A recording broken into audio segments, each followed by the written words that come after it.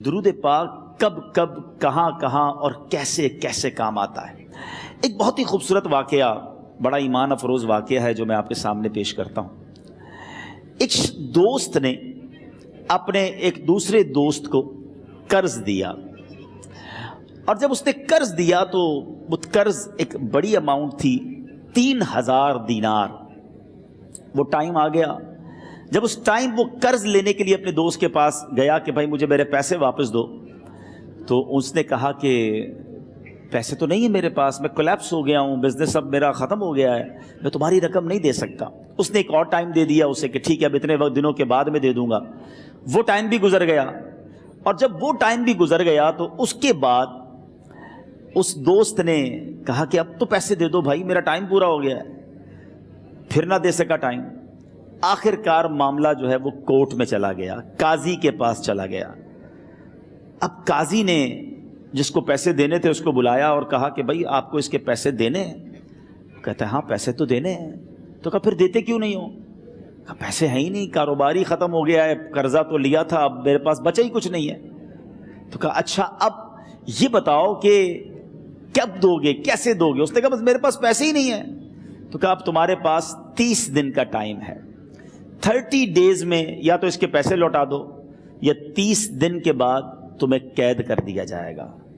یہ شخص اب گھر آیا، پیسے تو تھے نہیں، مگر شاید علماء نے لکھا کتابوں میں، یہ واقعہ کئی بڑی بڑی کتابوں میں لکھا اور درود پاک کے فضائل کی بڑی بڑی کتابوں میں لکھا، اور اس شخص نے سوچا کہ اس نے ایک حدیث پاک پڑھی ہوئی تھی کہ جس میں نبی پاک علیہ الصلوۃ والسلام نے فرمایا ہے، جس کا مضمون ہے کہ جو شخص پریشان ہو، مصیبت زدہ ہو، اسے چاہیے کہ مجھ پر کثرت سے درود پاک پڑھے، کیونکہ درود پڑھنا مصیبتوں اور پریشانیوں کو لے جاتا ہے۔ اب اس عاشق رسول نے سوچا اور تو کچھ ہے نہیں، اب میں درود پاک پڑھنا شروع کرتا ہوں۔ صبح سے لے کر شام تک وہ درود پاک پڑھنے لگ گیا۔ 27 دن گزر گئے، only 3 days left، 3 دن باقی تھے قاضی کے پاس جانے میں۔ 27 دن گزر گئے درود پڑھتے پڑھتے۔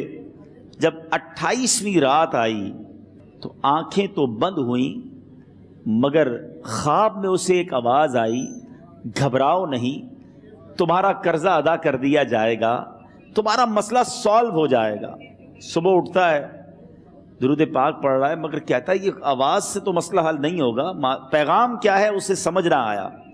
28واں دن گزر گیا، 29ویں رات آ گئی، مگر اب آنکھیں بند ہوئیں اور قسمت جاگ اٹھی۔ نبی پاک صاحب لولاک صلی اللہ تعالیٰ علیہ وسلم خواب میں تشریف لائے، اور پیارے آقا صلی اللہ تعالیٰ علیہ وسلم نے فرمایا گھبراؤ نہیں، علی بن عیسیٰ وزیر کے پاس جاؤ، وہ تمہارا قرضہ ادا کر دے گا۔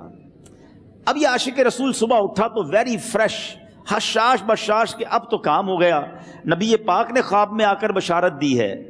مگر پھر ذہن میں سوال آیا کہ علی بن عیسیٰ کے پاس جاؤں گا تو ثبوت کیا ہے، پروف کیا ہوگا؟ میں جا کر اس کو کہوں گا کہ میرا قرضہ دے دو، تو ایسے تو قرضہ نہیں دے دینا، اور میں نے اس کو کہا کہ مجھے نبی پاک نے خواب میں کہا ہے، اور اس نے اگر مجھ سے کوئی نشانی مانگی تو میں نشانی کیا دوں گا؟ آخری دن تھا، 29واں دن تھا، وہ بھی درود پڑھتے پڑھتے گزر گیا۔ 30th نائٹ آ گئی، صبح وہ دن ہے جب عدالت میں جانا ہے۔ اب اس رات پھر نبی پاک علیہ الصلوۃ والسلام خواب میں تشریف لائے، اور آقا علیہ الصلوۃ والسلام نے فرمایا کہ علی بن عیسیٰ وزیر کے پاس جاؤ، وہ تمہارا قرض ادا کر دے گا۔ کہ حضور چلا تو جاؤں گا، لیکن اگر وزیر نے مجھ سے کوئی نشانی طلب کی تو میں کیا جواب دوں گا؟ پیارے آقا علیہ الصلوۃ والسلام نے کمال کا ارشاد فرمایا کہ علی بن عیسیٰ سے کہنا کہ تم روزانہ فجر کی نماز کے بعد 5000 بار درود پاک پڑھتے ہو، یہ راز فقط تم جانتے ہو اور تمہارا رب جانتا ہے۔ اب یہ جب صبح اٹھا تو ایک نشانی بھی مل چکی تھی۔ عدالت میں جانے سے پہلے وزیر کے دربار میں پہنچ گیا، اسے یہ ڈر تھا کہ آج پیسے نہ لوٹائے تو سزا ہو سکتی ہے۔ جب وزیر کے دربار میں پہنچا تو وزیر اپنے مشیروں کے ساتھ بیٹھا تھا۔ کہا مجھے آپ سے بات کرنی ہے۔ کہا بتاؤ کیا بات کرنی ہے؟ کہا میں ایک پیغام لایا ہوں آپ کے لیے۔ اچھا کس کا پیغام لائے ہو؟ کہا میں نبی پاک جناب محمد مصطفیٰ صلی اللہ تعالیٰ علیہ وسلم کا پیغام لایا ہوں۔ وہ عاشق رسول وزیر تھا، کہتا بتاؤ میرے آقا نے کیا پیغام دیا ہے؟ کہا حضور میں 3000 دینار کا مقروض ہوں، آج آخری دن ہے اور میرے آقا نے مجھے بشارت دی ہے کہ آپ سے کہوں کہ آپ میرا قرض ادا کر دیجئے۔ علی بن عیسیٰ کہتا ہے کوئی ثبوت ہے آپ کے پاس؟ ہے کوئی دلیل بھی ہے آپ کے پاس؟ میں کیسے مان لوں کہ آپ کو نبی پاک علیہ الصلوۃ والسلام نے بھیجا ہے؟ عاشق رسول کہتا ہے خالی ہاتھ نہیں آیا، میرے آقا نے مجھے دلیل بھی عطا فرمائی ہے، مجھے ایک ایویڈنس بھی دیا ہے، اور پروف یہ ہے حضور کہ آپ روزانہ صبح فجر کی نماز کے بعد نبی پاک صلی اللہ تعالیٰ علیہ وسلم کی بارگاہ میں درود و سلام کا نذرانہ پیش کرتے ہیں۔ جب تک 5000 کا عدد پورا نہیں ہوتا آپ اس وقت تک کسی اور سے بات نہیں کرتے، اور اے وزیر صاحب یہ راز صرف آپ کو پتا ہے اور آپ کا رب جانتا ہے۔ اللہ اکبر! وہ وزیر تو جس کو کہے نا جھوم اٹھا، ایسا عاشق رسول وزیر تھا جو روزانہ صبح 5000 درود پڑھتا ہو، اس کی تو عید ہو گئی نا۔ وہ کہتا ہے مرحبا یا رسول اللہ، میرے آقا نے میرے درود قبول کر لیے، اس سے بڑھ کر میرے لیے سعادت کیا ہوگی۔ اب یہ وزیر اپنی سیٹ سے اٹھتا ہے، اپنے کمرے میں جاتا ہے، تھوڑی دیر بعد واپس آ کر اس عاشق رسول کے ہاتھ میں 3000 دینار رکھ کر کہتا ہے حضور پہلے 3000 دینار تو نبی پاک کا حکم کی میں ادب سے بجا لاتا ہوں، میرے آقا نے جو حکم فرمایا یہ 3000 دینار آپ کو پیش کرتا ہوں، حضور ایک اور 3000 دینار لیجئے۔ میرے گھر آپ آئے، اتنی اچھی خبر سنائی، آپ نے قدم رنجا فرمایا، یہ 3000 اس کا نذرانہ ہے، اور ایسا کیجئے 3000 اور لیجئے، اس سے اپنے بچوں کے لیے کچھ چھوٹا موٹا کام شروع کیجئے، اور ایک وعدہ کر کے جائیے، آج کے بعد زندگی میں آپ کو جب بھی کوئی کام پڑے میں آپ کا بھائی ہوں، مجھے یہ خدمت کا موقع دیجئے گا۔ اللہ اکبر! وہ مقروض جو ایک رات پہلے 3000 دینار کا مقروض تھا، ہو سکتا ہے اس کے بیک آف مائنڈ یہ بھی چل رہا ہو کہ اب شاید کل میں نے جیل میں جا کر، عدالت میں جا کر گرفتاری دے کر جیل میں جانا ہے، مگر اب 9000 دینار ہاتھ میں ہیں۔ عاشق رسول جھومتا ہوا نبی پاک کی یاد میں گھومتا ہوا اب عدالت میں پہنچا۔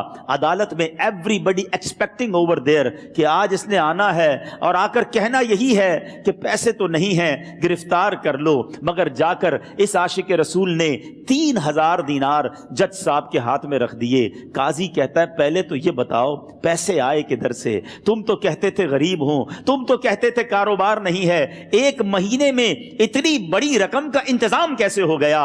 سبحان اللہ! اس عاشق رسول نے گویا زبان حال سے یہ کہا ہوگا کہ یہ تو کرم ہے ان کا، ورنہ مجھ میں تو ایسی بات نہیں، اتنا دیا سرکار نے مجھ کو، اتنی میری اوقات نہیں۔ اس نے وہ پورا واقعہ بھری عدالت میں سنا دیا۔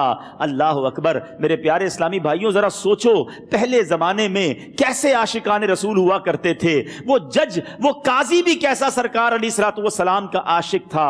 اپنی سیٹ سے اٹھتا ہے، بھرے دربار میں، بھری عدالت میں، وہ اپنے چیمبر میں، اپنے کمرے میں جاتا ہے، اور تھوڑی دیر بعد واپس آ کر اس کے ہاتھ میں بھی 3000 دینار ہیں، اور وہ 3000 دینار جو ہے وہ اس عاشق رسول کے ہاتھ میں رکھتا ہے کہ سارا ثواب علی بن عیسیٰ کیسے لے جائے، میں بھی تو نبی پاک کا غلام ہوں، میں تمہارا قرضہ میں ادا کرتا ہوں۔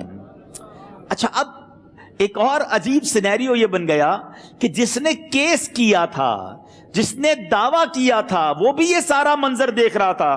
کہتا ہے جج صاحب ذرا رکیے، میں بھی اپنے آقا کا امتی ہوں، اور ایک کام کیجئے، قلم کاغذ منگوائیے، اس عاشق رسول کا قرضہ ہی میں معاف کر دیتا ہوں۔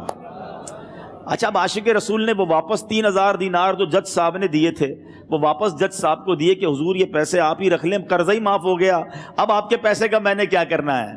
جج صاحب کہتے ہیں جو پیسے نبی پاک کے نام پر نکالے ہیں اب مجھے واپس نہیں چاہیے، یہ بھی تم اپنے ساتھ لے جاؤ۔ اللہ اکبر! میرے میٹھے اسلامی بھائیوں، وہ عاشق رسول ایک رات پہلے 3000 دینار کا مقروض ہے، اب 12000 دینار لے کر گھر کو واپس جا رہا ہے۔ اس ایک واقعے کے اندر جو ہم سب کے لیے درس ہے، جو ہم سب کے لیے پیغام ہے، شاعر لکھتے ہیں نا، دکھوں نے تم کو جو گھیرا ہو تو درود پڑھو، दुखों ने तुमको जो घेरा हो तो दुरूद पढ़ो, जो हाजिरी की तमन्ना हो तो दुरूद पढ़ो। आज हम बहुत सारी प्रॉब्लम्स में होते हैं। यहां भी हो सकता है मेरा कोई भाई बीमार बैठा हो, कोई कर्जे में डूब गया हो, किसी का कोई बिजनेस प्रॉब्लम चल रहा हो, कोई फैमिली इशू में डिस्टर्ब हो। आप किसी भी प्रॉब्लम में हैं, खुदा की कसम दुरूद पाक ऐसा वजीफा है। लोग बहुत सारे वज़ाइफ पूछते रहते हैं, बहुत सारे जनाब वज़ाइफ के बारे में मालूमात करते रहते हैं। सच्ची बात यह है, हर दर्द की दवा है सल्ले अला मुहम्मद। हर दर्द की दवा है सल्ले अला मुहम्मद।